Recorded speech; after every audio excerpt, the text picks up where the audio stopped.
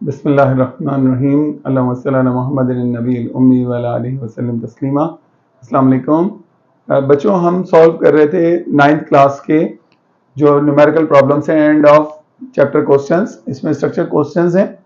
उसमें एक टॉपिक है क्वेश्चन ऑफ मोशन। उसमें दो प्रॉब्लम्स थी, ए हम कर चुके हैं, बी हम करने लगे हैं।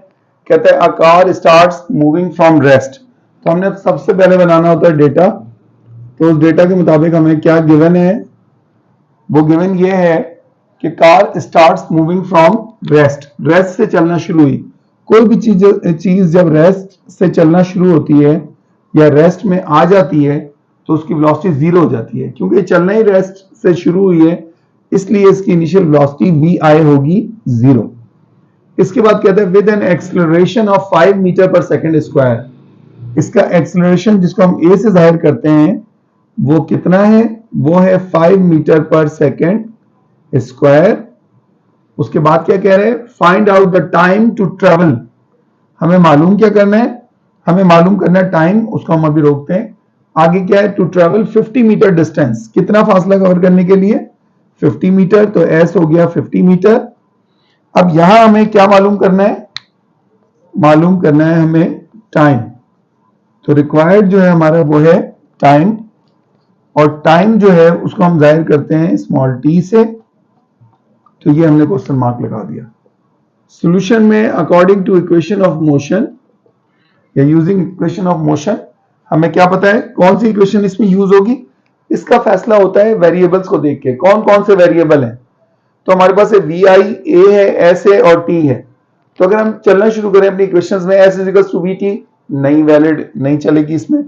दूसरी क्या है, 2s equals to v f square minus v i square, उसमें टी नहीं आता, वो भी इस्तेमाल नहीं हो सकती। तीसरी जो हमारे पास वो क्या आ जाएगी, v f equals to v i plus a t.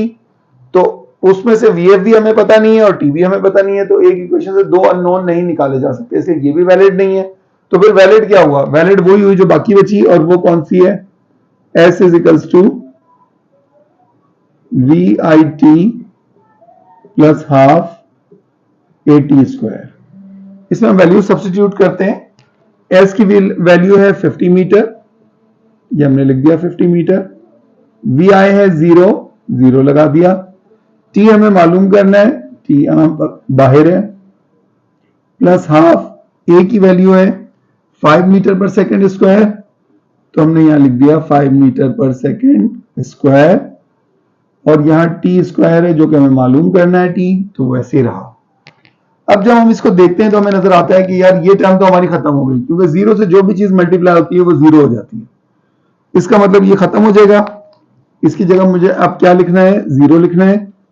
तो 50 मीटर बराबर हो गया 0 प्लस, यहां क्या बचा, ये जब मल्टीप्लाई होगा 1 इंटू 5, ये 5 हो जाएगा metre per second square, upon में क्या है 2, और यहां पर मल्टीप्लाई में है हमारे पास टी स्क्वायर। अब 0 गायब हो गया, बाकी ये रह गया। तो 50 metre equals to 5 metre per second square divided by 2 multiply by T square. 2 यहां क्रॉस मल्टीप्लाई करके ऊपर आ जाएगा, तो ये हो जाएगा 100 मीटर।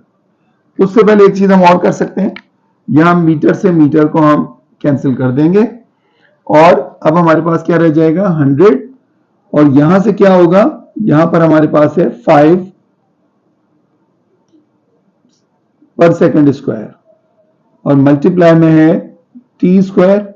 इसको जब मैं दूसरी तरफ लेकर आता हूं तो ये नीचे आ जाएगा इसके 5 पर सेकेंड स्क्वायर, और ये बराबर है टी स्क्वायर के।